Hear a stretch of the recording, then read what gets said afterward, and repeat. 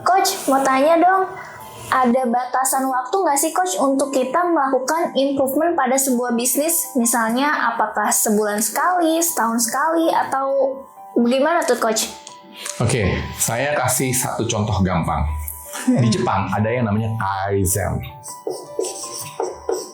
Kaizen. Apa sih arti Kaizen? Artinya continuous improvement. Oke. Continuous improvement berarti continuous improvement, ya. Yang berarti improvement atau perbaikan yang terus-menerus. Di dalam bisnis ketika melakukan perbaikan, nggak ada batas waktunya. Oke. Tapi yang harus dilakukan adalah terus melakukan perbaikan. Karena contoh gini, tahun 2020 ada yang namanya COVID. Ya, bisa aja kita melakukan sebuah perbaikan di dalam bisnis kita. Oh ya udah deh, kita melakukan meeting sekarang lewat Zoom meeting aja. Contohnya ya, kita lewat Zoom meeting aja. Kita melakukan meeting dengan eksternal customer, udah lewat Zoom meeting aja. Tetapi sekarang, di 2023 ini, bahkan udah mau 2024, COVID sudah mulai menghilang. Kita harus lihat dong, bagaimana customer kita merespon terhadap Zoom meeting. Apakah customer masih suka pakai Zoom meeting? Atau jangan-jangan customer lebih berharap, kita lebih bisa ketemu nih, kita bisa lebih relate lagi. Dan kita harus tahu, apa suara dari customer kita. Oke. Dan yang saya sebut ini voice of customer.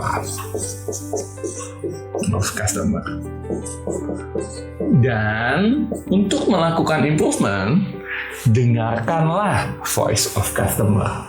Oke. Dan suara-suara dari customer akan membantu kita terus melakukan perbaikan, improvement, baik itu kecil maupun besar. Pertanyaannya, customer mungkin nggak 100% puas dengan Anda.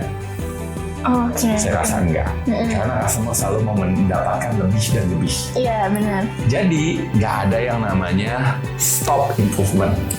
Improvement harus terus dilakukan, perlahan-lahan, baik itu kecil maupun besar, tetapi never stop ending. Oke. Nah, berarti Coach, semakin sering melakukan improvement, apakah itu menjadi indikator kesuksesan bisnis atau bisnisnya bisa menjadi lebih baik atau bagaimana Coach? Ini pertanyaan bagus. Jadi begini, ketika kita melakukan sebuah improvement dalam bisnis, kita harus tahu apakah ini benar improvement yang dibutuhkan oleh customer, atau jangan-jangan ini adalah improvement yang ya udah deh kita coba aja. Oke. Dan bisa jadi dampaknya nggak terlalu bagus buat bisnis.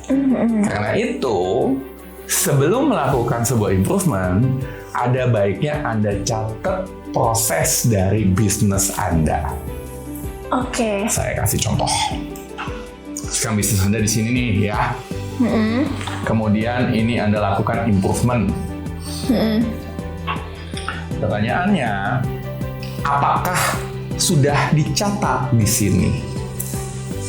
Karena bisa jadi ketika kita melakukan improvement, ini tidak sebaik apa yang kita mau. Hasilnya bisa jadi belum tentu lebih bagus loh, bisa jadi lebih jelek. Kita merasa itu improvement, kita melakukan sebuah perubahan, tapi ternyata di luar sana tidak banyak menerima apa sih perubahan yang kita lakukan.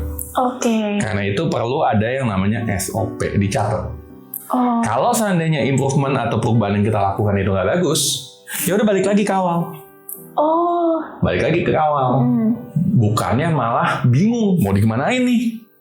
Saya nggak ngerti nih. Aduh, waktu itu kayaknya dulu lebih bagus ya. Kayaknya lebih gampang ya. Tapi gimana sih? Sedangkan kita nggak ada pencatatan. Nah, repot. Repot. Tetapi banyak juga orang yang berpikir bahwa oke, kita bikin improvement, terus kita improvement lagi, terus kita improvement lagi, terus kita improvement lagi. Bisa nggak kayak gini? Susah juga. Karena yang terjadi adalah kalau tidak ada pencatatan, nggak ada yang namanya ganjelan. Nah, setiap improvement harus ada ganjelannya. Dan saya sebut ganjelannya ini SOP. Oke. Improvement ini bisa saja Anda pakai Lean, Di sini Anda bisa pakai Six Sigma, contohnya. Di sini Anda bisa pakai apapun itu, tetapi ada ganjelannya. Sehingga kita bisa tahu, kita bisa refer back. Kita bisa refer back, kita bisa tahu bisnis kita berjalan apa enggak. Perbaikannya, standarnya, improvementnya bisa terukur apa enggak. Oke. Dan inilah pentingnya bagaimana kalau kita mau melakukan improvement dalam bisnis. Oke, thank you Thank Coach. you.